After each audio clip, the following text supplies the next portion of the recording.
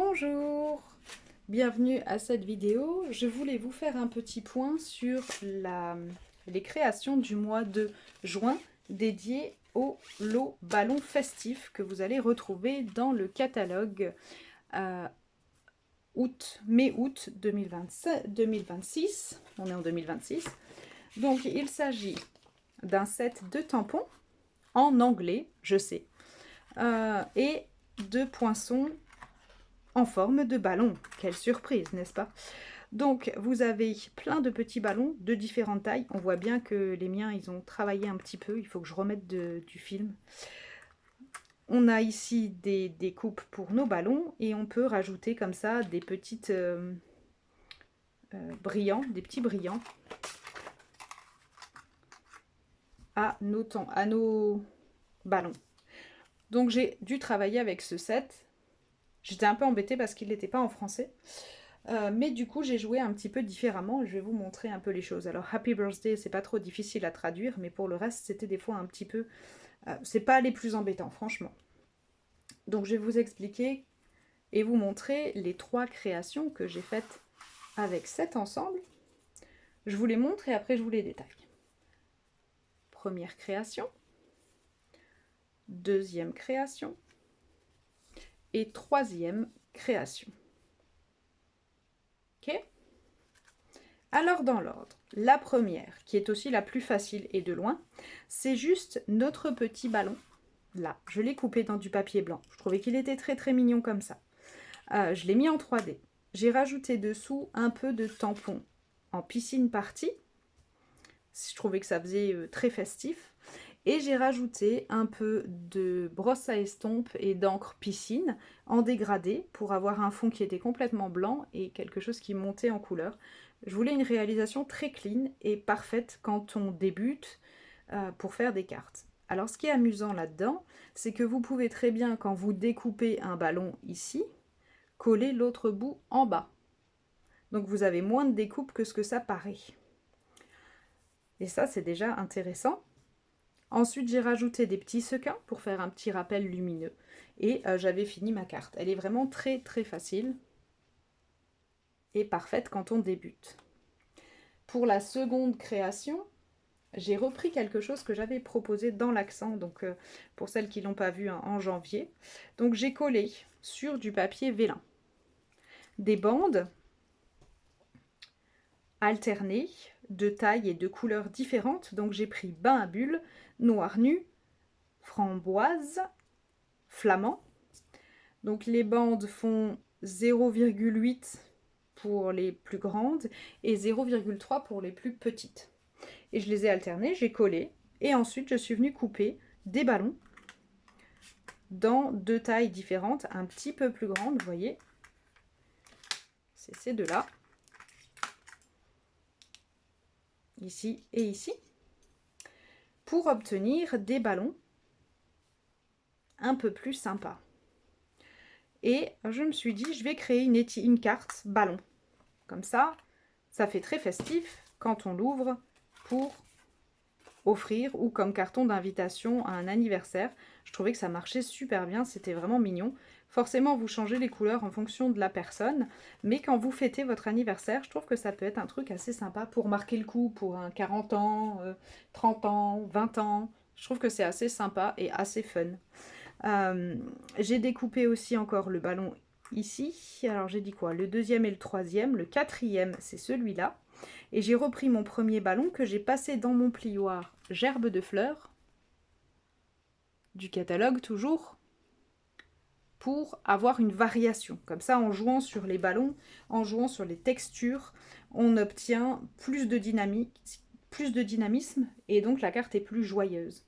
J'ai rajouté sur le fond, on ne le voit pas bien, un petit peu là, en ton sur ton, les confettis et cotillons pour ma carte. Et j'ai fini avec des petits cercles à facettes. Et mon texte marche très très bien et j'ai mis l'initiale de la personne à qui la carte était destinée.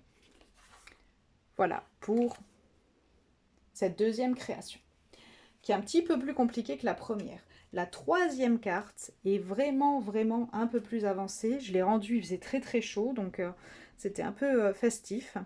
je me suis dit, on a des tampons ici. Et on en discutait avec les collègues et on s'est dit, ça serait vraiment bien de rendre un projet qui n'utiliserait pas les ballons. Donc, j'ai enlevé les ballons. Je n'allais pas utiliser tous les textes parce qu'ils ne m'intéressaient pas. Donc, je me suis dit, ok, on va travailler autrement. J'ai ressorti mes timbres, mes poinçons timbres intemporels que vous pouvez toujours acheter. Et j'ai fait ceci. Donc, il y a beaucoup de travail sur cette carte. Il faudrait que je vous fasse un secret de fabrication parce qu'elle est vraiment technique. Pour réaliser cette carte, il va vous falloir, j'ai utilisé là 5 couleurs, j'ai utilisé tarte au potiron, cocktail cantalou, lueur estivale, limonade et puis grenouille guillerette. Pour le faire, et donc on va retrouver, vous voyez, nos différents, chaque timbre est consacré à un tampon différent. Donc on va retrouver celui-ci, que j'ai utilisé pour ma première carte.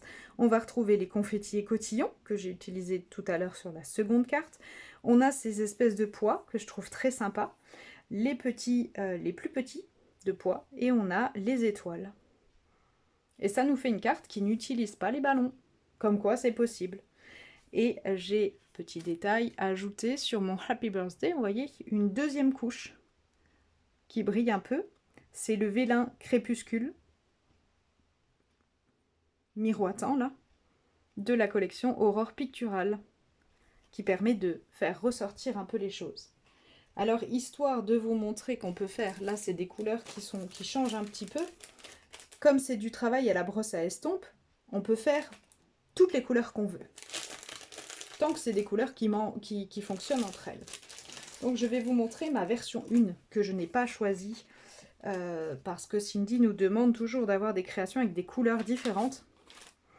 Donc moi, les couleurs que j'avais choisies combinaient en quelque sorte un petit peu les deux premières, mais c'était trop dans les mêmes tons et je me suis dit que j'allais me faire allumer. Donc j'ai retravaillé.